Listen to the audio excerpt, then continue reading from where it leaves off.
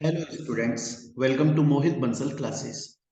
देखिए स्टूडेंट्स, हम लोग CMA final new syllabus 2022 syllabus के अकॉर्डिंगली अपना सब्जेक्ट पढ़ रहे थे, जिसका नाम है बच्चों cost and management audit paper number 17। New syllabus के अंदर cost and management audit paper number 17 हम लोग ये सब्जेक्ट पढ़ रहे थे। एंड स्टूडेंट्स, इस क्लास से पहले, आज की क्लास से पहले हम लोगों ने अपने 4 चैप्टर कंप्लीट कर लिए हैं। प्रीवियस ईयर के क्वेश्चंस हमने साथ में सॉल्व करे हैं। हर टॉपिक का प्रीवियस ईयर का क्वेश्चन साथ में सॉल्व किया है। उसके अलावा हमने चैप्टर वाइज एमसीक्यूज भी सॉल्व कर लिए। तो हमने इस क्लास से पहले न्यू सिलेबस पेपर नंबर 17 के 4 चैप्टर स्टडी मटेरियल के अकॉर्डिंगली पढ़ लिए, प्रीवियस ईयर क्वेश्चंस साथ में सॉल्व कर लिए एंड एमसीक्यूज भी पढ़ लिए। स्टूडेंट्स, आज की क्लास में बच्चों हम स्टार्ट करने वाले हैं हमारा नेक्स्ट चैप्टर, जिसका नाम है chapter number 5, cost auditing and assurance standards. ये चैप्टर हम आज की क्लास में स्टार्ट करेंगे। स्टूडेंट्स, इस चैप्टर को मैं स्टार्ट करूं उससे पहले आखिर ये चैप्टर किस बारे में बात करता है, इस चैप्टर का इंट्रोडक्शन क्या है, इस चैप्टर को हम क्यों पढ़ते हैं, इस चैप्टर के अंदर हमें क्या पढ़ना है, ये सब चीजें एक बार हम सबसे पहले देख लेते हैं। इंट्रोडक्शन देख लेते हैं हम इस चैप्टर का, फिर इस चैप्टर को डिटेल में पढ़ेंगे, प्रीवियस ईयर के क्वेश्चन भी साथ में सॉल्व करेंगे। तो सबसे पहले बच्चों हम लोग इसका इंट्रोडक्शन देखेंगे। एंड स्टूडेंट्स, इस चैप्टर का इंट्रोडक्शन समझाने के लिए मैं आप लोगों को एक स्टोरी सुनाना चाहूंगा, एक कहानी सुनाना चाहूंगा। बड़ी ही प्यारी कहानी है, बड़ी ही छोटी सी स्टोरी है बच्चों। इस स्टोरी के अंदर 2 कैरेक्टर हैं स्टूडेंट्स। एक कैरेक्टर है जिसका नाम है कैटरीना कैफ, और बच्चों दूसरे कैरेक्टर का नाम है मोहित बंसल सर, मतलब आपके टीचर। ठीक है बच्चों। अब देखिए, कैटरीना एंड मोहित बंसल ये दोनों फ्रेंड्स हैं। ये दोनों कौन हैं? ये दोनों फ्रेंड्स हैं। एंड बच्चों, ये दोनों सीएमए का कोर्स पढ़ रहे हैं, सीएमए के स्टूडेंट्स हैं ये दोनों। एंड स्टूडेंट्स, इन दोनों ने सीएमए का कोर्स क्रैक कर लिया और अब ये प्रोफेशनल सीएमए बन गए, क्वालिफाइड सीएमए बन चुके। क्लियर है बच्चों ये चीज? ये दोनों क्वालिफाइड सीएमए बन चुके हैं।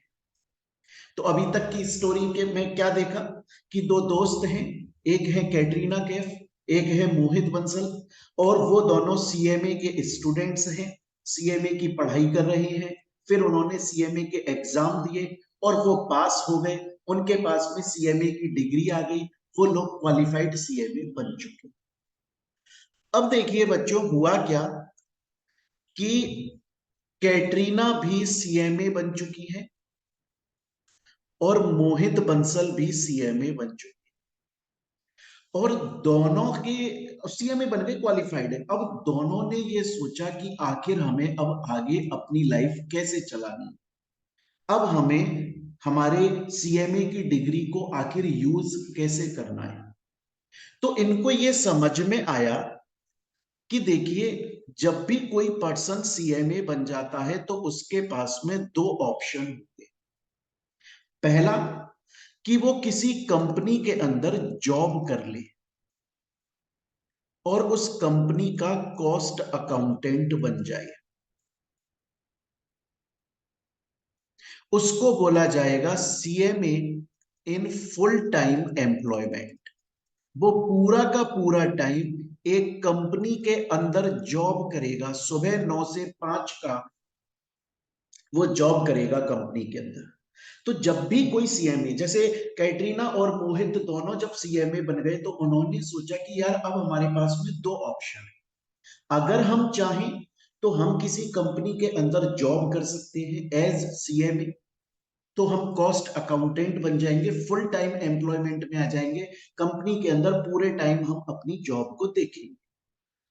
और एक दूसरा ऑप्शन भी है हम किसी पर्टिकुलर कंपनी के अंदर जाकर जॉब ना करें, बल्कि अपनी खुद की फर्म ओपन कर लें, और फर्म ओपन करने के बाद बहुत सारी कंपनीज की कॉस्ट ऑडिट करें। बहुत सारी कंपनीज की हम क्या करें? कॉस्ट ऑडिट करें। तो जब कैटरीना और मोहित बंसल दोनों सीएमए बन गए तो उन्होंने सोचा अब हमें आगे आखिर अपनी लाइफ कैसे चलानी है, सीएमए की डिग्री को यूज कैसे लेना है। कैटरीना और मोहित बंसल सोचे कि यार देखो, हमारे पास में दो ऑप्शन, अगर हम चाहें तो किसी कंपनी के अंदर as CMA, as cost accountant full time employment में जा सकते हैं, मतलब उस कंपनी के अंदर जॉब कर सकते हैं, मतलब सुबह जाएंगे कंपनी के अंदर, शाम तक उस कंपनी में बैठेंगे और उस कंपनी के लिए सीएमए की पोजीशन पर काम करेंगे। हम फिर उस वक्त सिर्फ उस कंपनी के लिए काम करेंगे, बाकी किसी दूसरी कंपनी से हमें कोई लेना देना नहीं होगा। या फिर हमारे पास में एक दूसरा ऑप्शन भी है, और वो दूसरा ऑप्शन ये है कि हम किसी पर्टिकुलर कंपनी के अंदर जाकर जॉब ना करें, हम CMA in full time employment ना बने, बल्कि हम अपनी एक फर्म ओपन कर लें, खुद की एक फर्म ओपन कर लें। और फिर उस फर्म का काम क्या होगा कि कंपनीज की जा जाकर कॉस्ट ऑडिट करना। तब हम एक बार में मैक्सिमम 20 कंपनियों की, एट ए टाइम हम एक बार में मैक्सिमम 20 कंपनीज की कॉस्ट ऑडिट कर सकते हैं। ये बात मैंने आपको चैप्टर नंबर 3 के अंदर भी समझाई। उस वक्त हमको क्या बोला जाएगा? उस वक्त हमको बोला जाएगा प्रैक्टिसिंग सीएमए, या सीएमए इन प्रैक्टिस, अगर हम फर्म ओपन कर लेते हैं। क्लियर है बच्चों? अब समझिएगा बच्चों, अब बहुत ध्यान से समझिए। अब हुआ क्या कि कैटरीना बोली कि नहीं यार, मुझे अपनी फर्म ओपन नहीं करनी। देखो, मैं तो एक सिंपल सी लड़की हूं, मुझे तो अपनी एक नॉर्मल सी जॉब, बेटा एक कहानी सुना रहा हूं मैं आप लोगों को, है ना, इसको वैसे मतलब, तो मैं तो एक सिंपल सी लड़की हूं, मेरे को तो एक सिंपल सी जॉब करनी है, उसके बाद में मेरी शादी हो जाएगी, कहाँ मैं फर्म खोलने के लिए बैठूंगी, कहाँ मैं कंपनियों के पास में जाके कॉस्ट ऑडिट करूंगी, एक ही कंपनी में जाके जॉब कर लूंगी। तो मैं तो CMA in full time employment बन जा। मोहित बंसल बोले कि नहीं भाई, मैं तो प्रैक्टिस करूंगा, मैं तो अपनी फर्म खोलूंगा। तो अब सिनेरियो क्या निकल के आया? अब सिनेरियो निकल के आया कि कैटरीना बन गई CMA in full time employment, और मोहित बंसल बन गए प्रैक्टिसिंग सीएमए। ठीक है प्यारे बच्चों?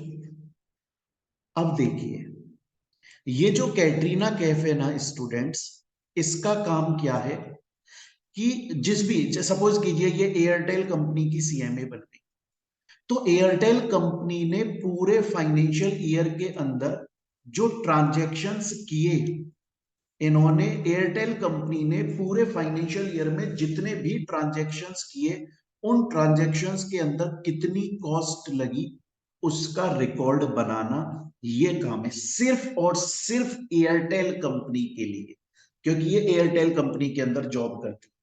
तो एयरटेल कंपनी के अंदर एयरटेल कंपनी ने पूरे फाइनेंशियल ईयर के अंदर कितने ट्रांजैक्शंस किए, पूरे फाइनेंशियल ईयर में जो ट्रांजैक्शन किए उसमें कितनी कॉस्ट लगी, इनका काम क्या है?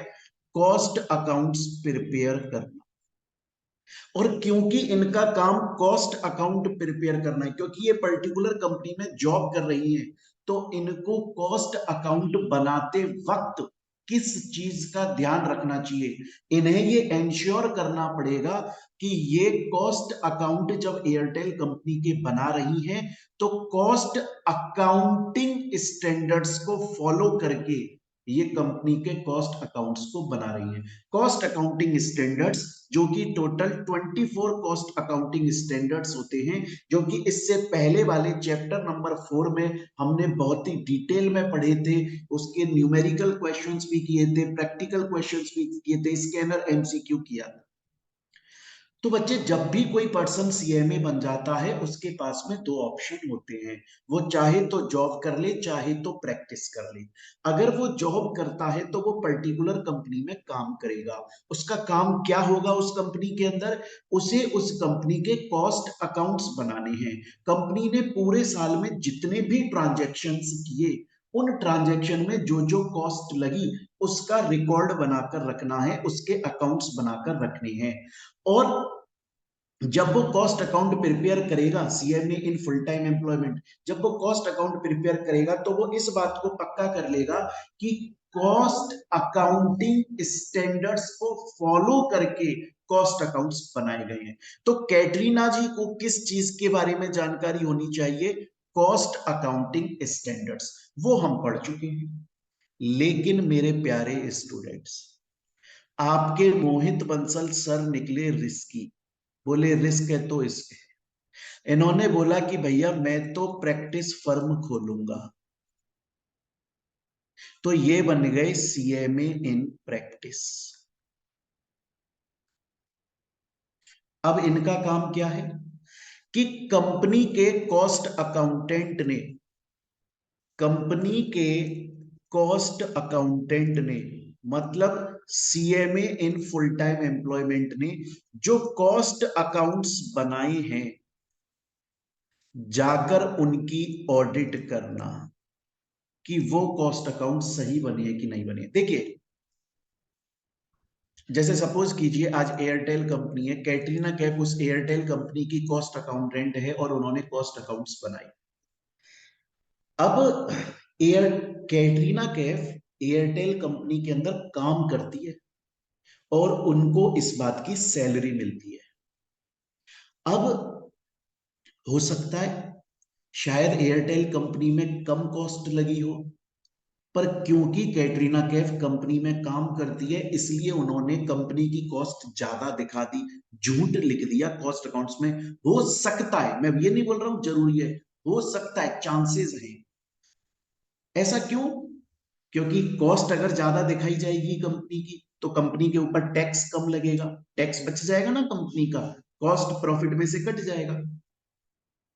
कैटरीना कैफ मतलब CMA in full time employment company के अंदर काम करता है, तो हो सकता है उन्होंने कॉस्ट ज्यादा दिखा दी जानबूझकर। इसीलिए इसीलिए बच्चों, कंपनी ने जो कॉस्ट अकाउंट्स बनाए हैं, कंपनी के कॉस्ट अकाउंट्स जो कि उस कंपनी के सीएमए ने बनाए हैं, जो फुल टाइम एम्प्लॉयमेंट में है, जो कंपनी से पैसा उठाता है, जो कंपनी की नौकरी करता है, क्या उसने कॉस्ट अकाउंट सही बनाए हैं? कहीं उसने कॉस्ट ज्यादा तो नहीं दिखा दी? कहीं उसके अंदर कोई गलत इंफॉर्मेशन तो नहीं है जिसकी वजह से वो गलत इंफॉर्मेशन पब्लिक तक पहुंचे और बेचारी पब्लिक उन कॉस्ट अकाउंट्स को सही मान के कंपनी में इन्वेस्टमेंट कर दे?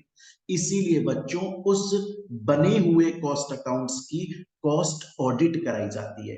ये एंश्योर किया जाता है कि ये कंपनी के कॉस्ट अकाउंट जो बनाए गए हैं ये सही है, इसके अंदर जो कॉस्ट लिखी गई है वो सही है, इसके अंदर जो इंफॉर्मेशन आ रही है वो ट्रू एंड फेयर है। कॉस्ट ऑडिट कराई जाती है किस चीज की? कॉस्ट अकाउंट्स की। कॉस्ट अकाउंट्स किसने बनाए? कंपनी के कॉस्ट अकाउंटेंट ने बनाए, CMA in full time employment ने बनाए, कॉस्ट अकाउंटिंग स्टैंडर्ड्स को फॉलो करके बनाए। लेकिन उन बने हुए कॉस्ट अकाउंट्स की क्या करी जाएगी? कॉस्ट ऑडिट करी जाएगी, उनको चेक किया जाएगा वो सही है कि नहीं। कॉस्ट ऑडिट कौन करेगा? बहुत बार बता चुका हूं, सीएमए जो प्रैक्टिस कर रहा है, मतलब मोहित बंसल सर अब कंपनियों की जा जाके कॉस्ट ऑडिट करेंगे। उन कंपनीज ने अपने जो कॉस्ट अकाउंट्स बनाए हैं जाकर चेक करेंगे सही बनाए हैं कि नहीं बनाए।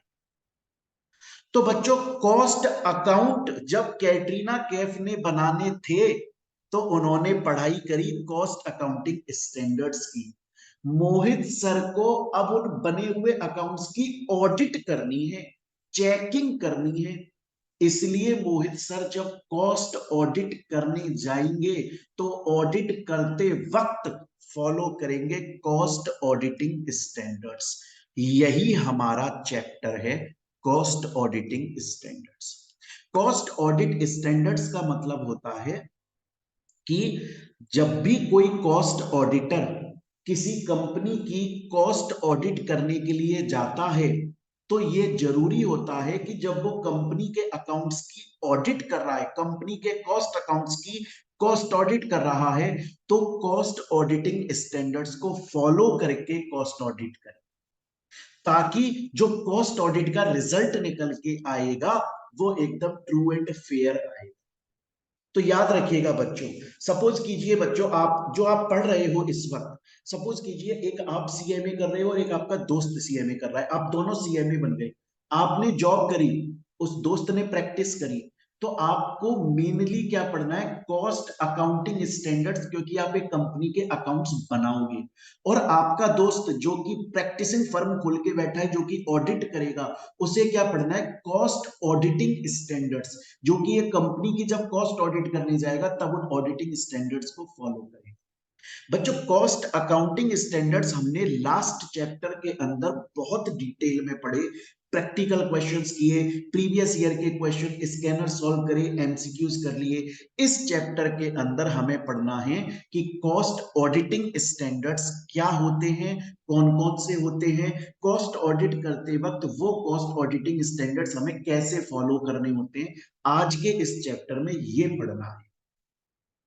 तो मेरे ख्याल से स्टूडेंट्स आपको ये कहानी सुनकर, ये प्यारी सी कहानी सुनकर समझ में आ गया होगा कि आखिर ये चैप्टर किस बारे में बात करता है। अब बच्चों हम इस चैप्टर को स्टार्ट करेंगे। स्टूडेंट बोलता है सर मेरे को समझ में आ गया।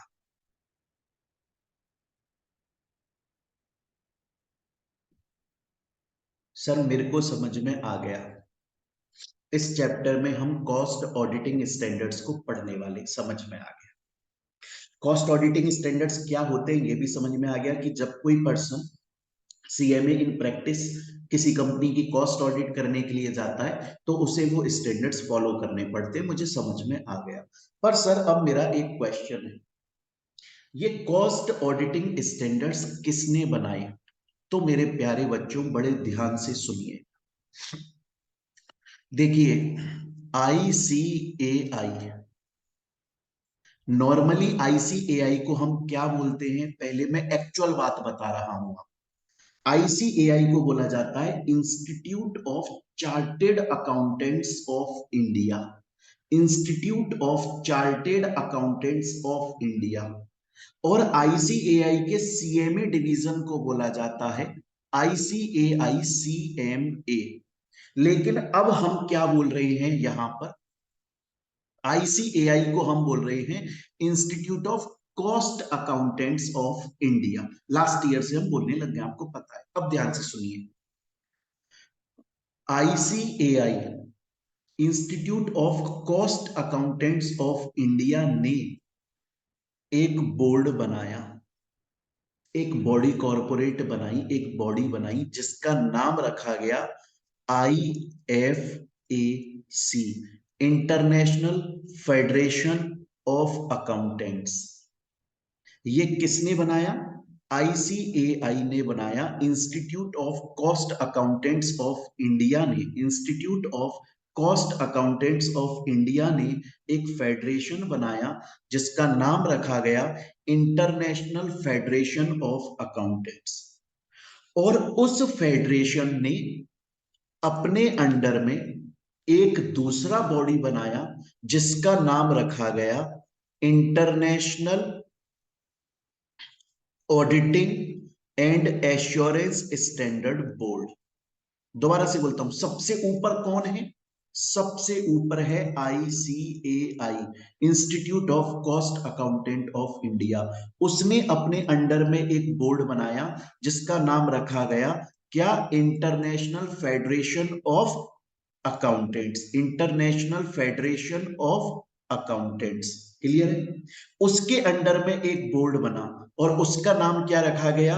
International auditing and assurance standard board, IAASB। यहां तक की कहानी क्लियर है? इस बोर्ड ने, international auditing and assurance standard board, इसने क्या बनाया? इसने बनाया international standards of auditing. ICAI institute of cost accountant of India के अंडर में एक बॉडी बनाई गई जिसका नाम रखा गया IFAC, international federation of accountants. उसके अंडर में एक बॉडी बनाई गई जिसका नाम रखा गया IASB, international auditing and assurance standard board. ये जो international auditing and assurance standard board है, इसने इंटरनेशनल ऑडिट स्टैंडर्ड्स बनाए। इसने इंटरनेशनल लेवल पे कुछ स्टैंडर्ड्स बनाए, कुछ रूल्स रेगुलेशंस बनाए, कुछ पॉलिसीज बनाई ऑडिट करने के लिए। लेकिन इस आईएएसबी ने जो इंटरनेशनल स्टैंडर्ड्स बनाए ऑडिट करने के लिए, वो मेनली फाइनेंशियल ऑडिट के लिए बनाए गए। वो मेनली किसके लिए बनाए गए? फाइनेंशियल ऑडिट करने के लिए बनाए गए। जब आईसीएआई ने सोचा कि यार इंडिया में हमें कॉस्ट ऑडिट करानी है, कॉस्ट ऑडिट कराने के लिए हमारे पास में कुछ कॉस्ट ऑडिटिंग स्टैंडर्ड्स होने चाहिए, तो ये जो आईएएसबी ने इंटरनेशनल लेवल पे ऑडिट स्टैंडर्ड्स बनाए हैं, क्या हम इन्हीं को इंडिया में लागू कर दें कॉस्ट ऑडिट स्टैंडर्ड्स के नाम पे? फिर आईसीआई ने सोचा नहीं, हम नहीं कर सकते। आईएएसबी ने जो इंटरनेशनल स्टैंडर्ड्स बनाए हैं ऑडिट के लिए, उनको हम इंडिया में कॉस्ट ऑडिट की तरह लागू इंप्लीमेंट नहीं कर सकते। क्यों? क्योंकि आईएएसबी ने ये जो स्टैंडर्ड्स बनाए थे ऑडिट के, ये मेनली फाइनेंशियल ऑडिट के लिए थे, जबकि इंडिया के अंदर हमें स्पेसिफिकली कॉस्ट ऑडिट के लिए चाहिए थे। तो ये जो एक कोशिश थी, ये तो नाकाम हो गई। कोशिश क्या थी? दोबारा सुन। ICAI, institute of cost accountant of India ने अपने अंडर में एक बॉडी बनाई जिसका नाम रखा गया IFAC, international federation of accountants.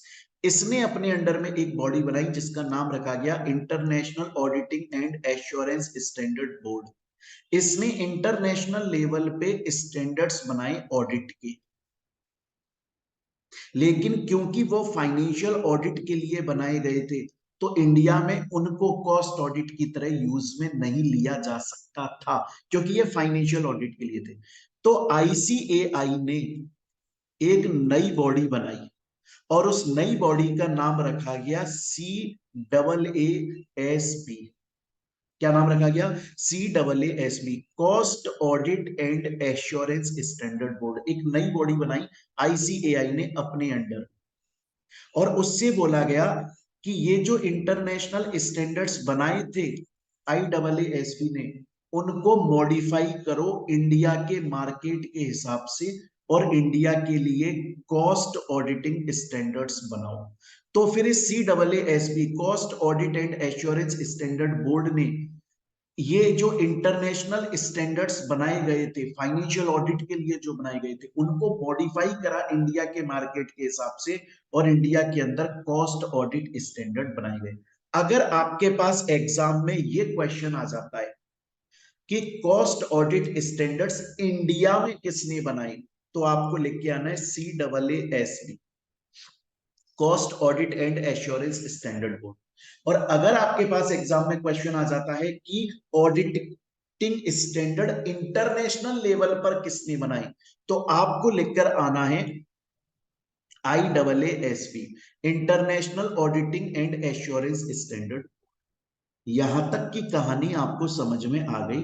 यहां तक हमने ये देख लिया इंडिया के अंदर जो है ये कॉस्ट ऑडिटिंग स्टैंडर्ड्स CAASB ने बनाए, जो कि IACI के अंडर में इनकॉर्पोरेट हुआ। इंटरनेशनल लेवल पे किसने बनाए? International auditing and assurance standard board. उनको डायरेक्टली इंडिया में अप्लाई क्यों नहीं किया गया? क्योंकि वो मेनली फाइनेंशियल ऑडिट के लिए बनाए गए थे, इसलिए उनको मॉडिफाई किया। स्टूडेंट बोलता है,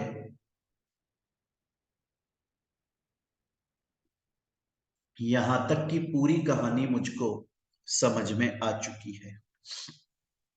सर यहां तक की पूरी कहानी समझ में आ गई जो आपने बताई। एक बार जल्दी से रिवाइज कर लेते हैं, फिर हम इन कॉस्ट ऑडिटिंग स्टैंडर्ड्स को डिटेल में सर पढ़ना स्टार्ट कर देंगे। एक बार यहां तक समझ लेते हैं।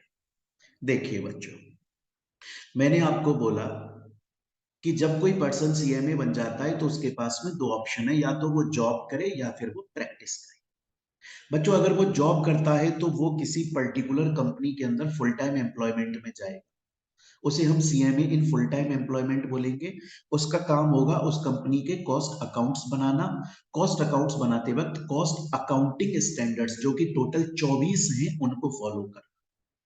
अगर कोई पर्सन सीएमए इन प्रैक्टिस करता है, मतलब अपनी फर्म खोल के कंपनियों की कॉस्ट ऑडिट करता है, तो उसको कॉस्ट ऑडिटिंग स्टैंडर्ड्स फॉलो करने पड़ेंगे ऑडिट। यही हमारा चैप्टर है।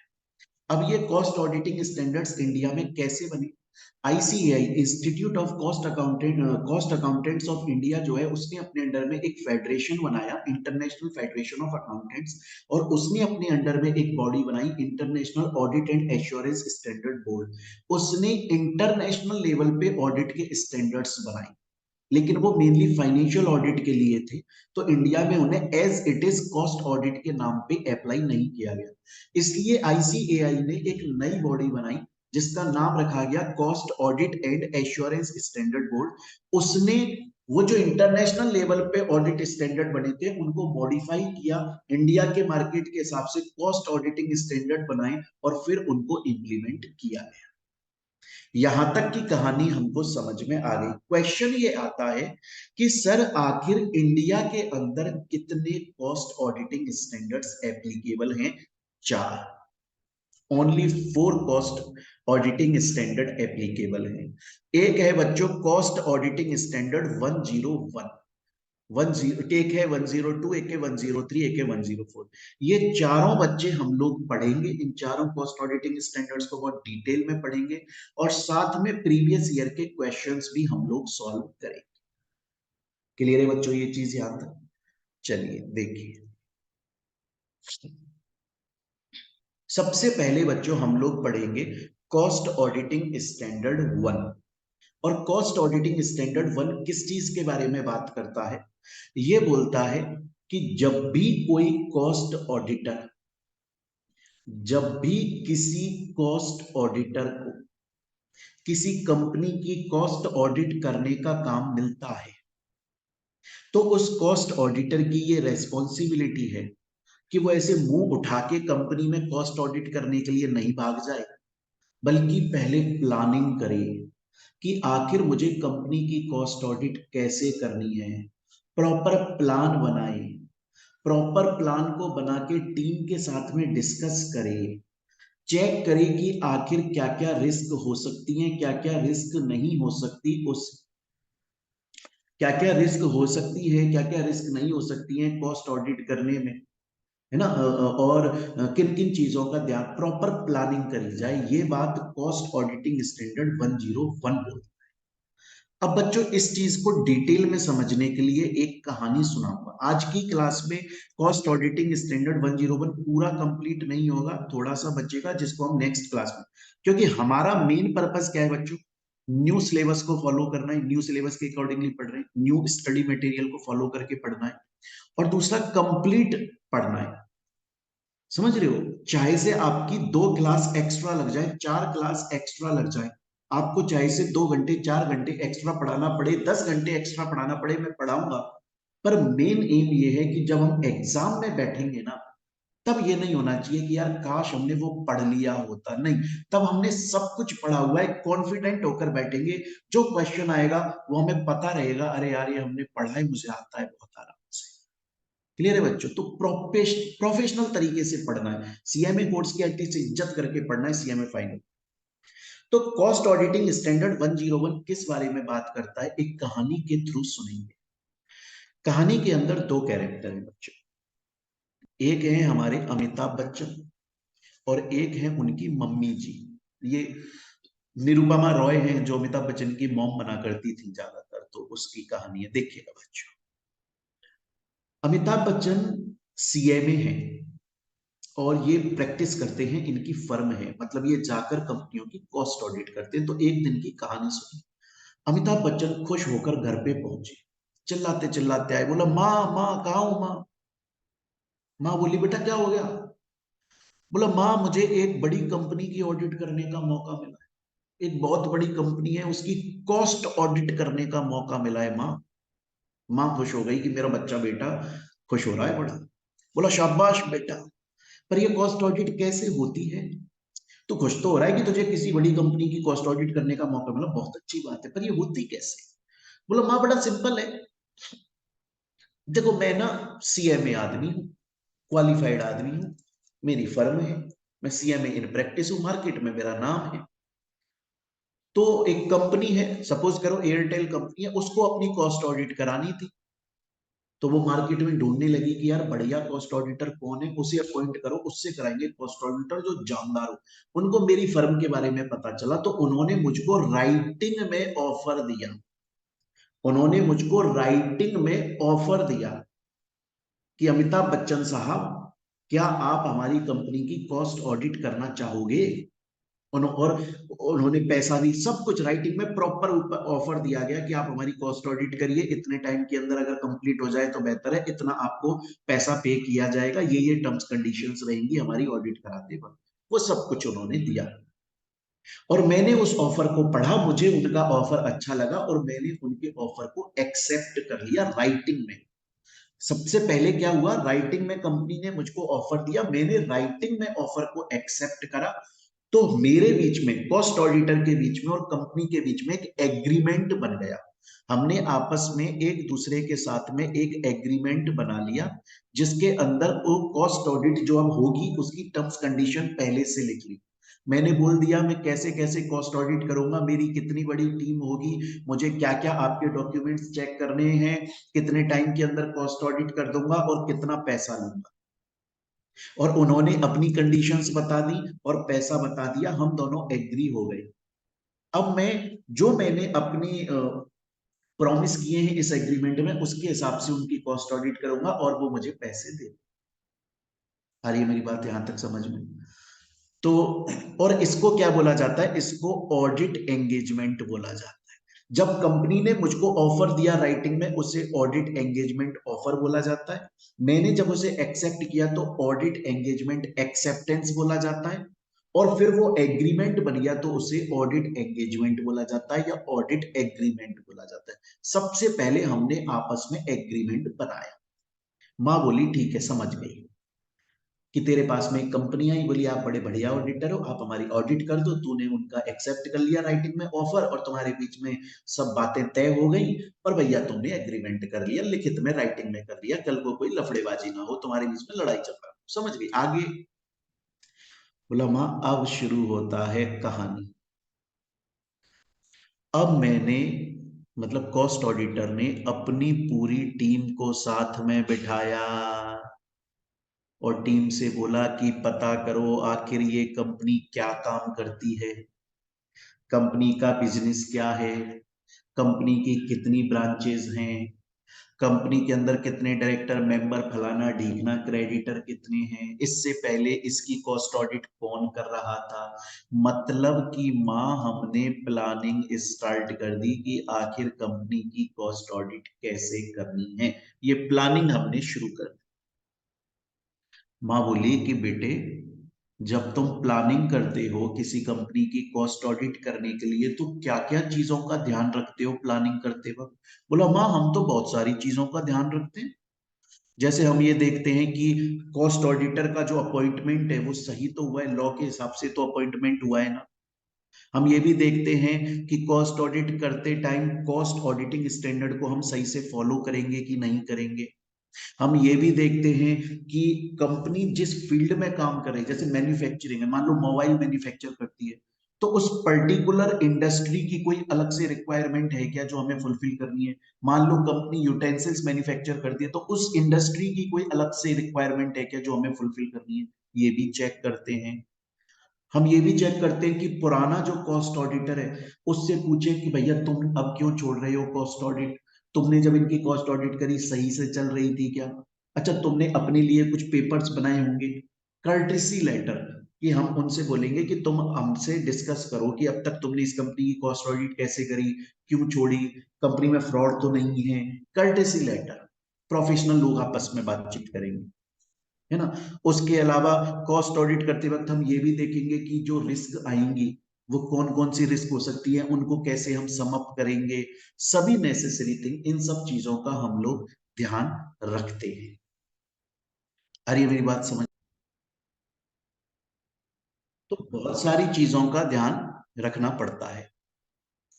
अब देखिए बच्चों, अभी तक की कहानी में हम लोगों ने क्या समझा कि भाई वो बोल रहे हैं कि माँ, जब भी कभी किसी कंपनी की कॉस्ट ऑडिट करने जाना होता है तो कॉस्ट ऑडिटर प्रॉपर प्लानिंग करता है टीम के साथ कि भैया कैसे कॉस्ट ऑडिट करी जाएगी, कॉस्ट ऑडिटिंग स्टैंडर्ड्स को फॉलो कैसे करना है, कितने टाइम में कॉस्ट ऑडिट कंप्लीट हो जाएगी, कॉस्ट ऑडिट करते वक्त जो जो रिस्क आएंगी, हम इन कौन कौन सी रिस्क आएगी उसको बहुत डिटेल में पढ़ेंगे बच्चों, ये इंपॉर्टेंट पार्ट होता है ना, वो नेक्स्ट क्लास में पढ़ेंगे। कॉस्ट ऑडिट करते वक्त कौन कौन सी रिस्क आएगी उसको हम कैसे टैकल करेंगे, पुराने वाले कॉस्ट ऑडिटर ने क्यों छोड़ दिया उससे बातचीत करो, ये सभी चीजें कॉस्ट ऑडिट की प्लान करते वक्त देखी जाती। माँ बोली, बोला बेटा तेरी बात तो मैं समझ गई, पर मुझे ये बता इतनी सारी प्लानिंग आखिर क्यों कर रहे हो कॉस्ट ऑडिट। ये बोला है, बोले माँ हम इसलिए कर रहे हैं ताकि ताकि अगर हमने पहले से बढ़िया प्लानिंग कर ली, प्रॉपर प्लानिंग कर ली, अच्छे से प्लानिंग कर ली, तो फिर जब कंपनी की कॉस्ट ऑडिट आए तो वो एकदम ट्रू बने, एकदम फेयर बने, एकदम सही बने, एकदम एक्यूरेट बने, लॉ को फॉलो करते हुए बने, उसमें हर एक बात सच आए।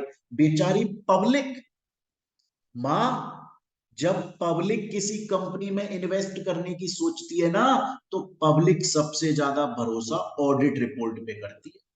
पब्लिक ये सोचती है बेचारी कि यार कंपनी ने अपने कॉस्ट अकाउंटेंट में तो कॉस्ट अकाउंट्स के अंदर तो चलो झूठ लिख दिया होगा, कॉस्ट अकाउंटेंट ने बनाए हैं कंपनी के कॉस्ट अकाउंट्स, हो सकता है कंपनी ने उनसे झूठ लिखवा दिया हो क्योंकि वो कंपनी के एम्प्लॉयमेंट में एम्प्लॉय रहते हैं। लेकिन लेकिन अगर कंपनी के कॉस्ट ऑडिट के ऊपर हम पढ़ें तो पब्लिक को भरोसा ज्यादा होता है, क्योंकि कॉस्ट ऑडिट तो ऑडिटर ने बनाई है, जो एक इंडिपेंडेंट आदमी है, वो कंपनी के लिए जॉब नहीं करता, वो तो आके ऑडिट करता है, ऑडिटिंग स्टैंडर्ड्स को फॉलो करके ऑडिट करता है। ऑडिट रिपोर्ट जब बने तो हम पहले से इतनी प्लानिंग कर लें कि जब हम ऑडिट करें तो उसमें गलतियां ही ना हो, सब कुछ एकदम बढ़िया हो, ऑडिट रिपोर्ट एकदम मस्त बनकर आए। इसलिए हमें पहले प्लानिंग करनी पड़ती है कॉस्ट ऑडिट करने से पहले। मां बोली कि बेटा कॉस्ट स्टेटमेंट्स की कॉस्ट ऑडिट करने से पहले प्लानिंग करनी पड़ती है, ये कहाँ लिखा हुआ है। बोला ये लिखा हुआ है कॉस्ट ऑडिटिंग स्टैंडर्ड 1 के अंदर। तो बच्चों कॉस्ट ऑडिटिंग स्टैंडर्ड 1 जो है वो किस बारे में बात करता है, वो बोलता है, ऑब्जेक्टिव क्या है इसका कि भैया कॉस्ट ऑडिटर अपने मेंबर्स को ये समझाए कि कॉस्ट ऑडिट करने जब जाओ तो मुंह उठा के मत चले जाओ कि चलो चलो आज कंपनी की कॉस्ट ऑडिट करने जाते, अरे प्लानिंग करो पहले बढ़िया से, स्ट्रेटेजी बनाओ ऑडिट कैसे करनी है, पूरी टीम जो है वो अपनी रेस्पॉन्सिबिलिटी बोले कि तेरे को ये काम है, तेरे को ये काम है, तू परचेज डिपार्टमेंट देखना, तू फलाना डिपार्टमेंट देखना, तू सेल्स डिपार्टमेंट देखना, तू ट्रांसपोर्ट देखना, सब अपनी रेस्पॉन्सिबिलिटी बांट लो एकदम अच्छे से, सूटेबल प्लान बनाओ यार तुम लोग। चेक करो कि भैया को अगर हम जिस कंपनी की ऑडिट करने जा रहे हैं, कंपनी जिस पर्टिकुलर इंडस्ट्री, कंपनी अगर मान लो मोबाइल बनाने का काम करती है तो उनकी कोई अलग से रिक्वायरमेंट है क्या जो हमें देखनी है। कंपनी अगर कैमरा बनाने का काम करती है तो कैमरा बनाने वाली जो इंडस्ट्री है क्या उसकी अलग से कोई रिक्वायरमेंट होती है क्या जो ऑडिट करते वक्त ध्यान रखनी चाहिए। कंपनी कपड़े बनाने की फील्ड में काम करती है तो भैया कपड़े बनाने वाली फील्ड का कोई अलग से रिक्वायरमेंट है क्या जो ध्यान में रखना चाहिए, वो भी पढ़ के आओ, कहीं हम किसी बात को चूक ना जाए ऑडिट करते वक्त। हमें ऑडिट ऐसी करनी है कि लोगों को रिलायंस हो जाए, भरोसा हो जाए जब हम ऑडिट करें। हमें देखना है कंपनी ने जो अकाउंट्स बनाए वो सही बनाए कि नहीं बनाए, हमें कर्टिसी लेटर भी देना है, पुराने वाले कॉस्ट ऑडिटर से भी बातचीत करनी है कि तूने क्यों छोड़ दी, जब तू कॉस्ट ऑडिट करता था कहीं कोई प्रॉब्लम तो नहीं आती थी। सब चीजें हमको एक एक चीज चेक करनी। तो बच्चों यहां तक हमने कॉस्ट ऑडिटिंग स्टैंडर्ड 101 पढ़ा, खत्म नहीं हुआ है, अभी इसके अंदर रिस्क में बहुत सारी पढ़ाऊंगा, वो मेन इंपॉर्टेंट है। क्लियर है ये चीज यहां तक। तो स्टूडेंट्स आज की क्लास में हम लोगों ने क्या स्टार्ट किया, सीएमए फाइनल का न्यू सब सिलेबस के हिसाब से cost and management audit paper number 17 का चैप्टर नंबर 5 स्टार्ट किया, और यहां तक कॉस्ट ऑडिटिंग स्टैंडर्ड 101 के बारे में हम लोगों ने पढ़ा। नेक्स्ट क्लास में बच्चों हम इसको आगे कंटिन्यू करेंगे और प्रीवियस ईयर के क्वेश्चन भी साथ में सॉल्व करेंगे। तो चलिए बच्चों, मिलते हैं नेक्स्ट क्लास के अंदर। Thank you, take care.